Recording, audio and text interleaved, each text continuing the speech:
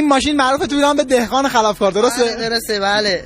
آقا این تزیینات داستانش چیه؟ بله این تزیینات پدرم از اول تزییناتش کرده بود ولی نه به این شلوغی و اینا. دیگه الان کم پاگیر شدیم و اینا دیگه شروع کردیم هم بیشتر شلوغی. یعنی از سرویس میای حوصله سمیر فقط چراغ نصب می‌کنی؟ فقط چراغ وصل کنیم زیراش تمیز می‌کنیم با مسواک فقط. جدی؟ به قرآن نگاه کنین زیراش. چند تا چراغ تا حالا وصل رو؟ خیلی با بشماری. من حوصله‌ام نشده.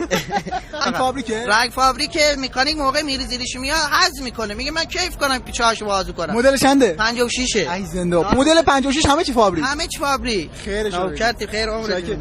بعد تو جاده میری پلیس اینا کارت ندارن؟ خطیه برکا 17 سال خطیه مسیر میریم میایم به حساب دیگه آشنا هستن. دیگه پلیسا میدونن این ماشینو کی پشتشه چی بشی باریشه کجا میره کجا میاد. هیچ کارش نداره. میکنه هیچ کارش نداره آزاد خلاصه.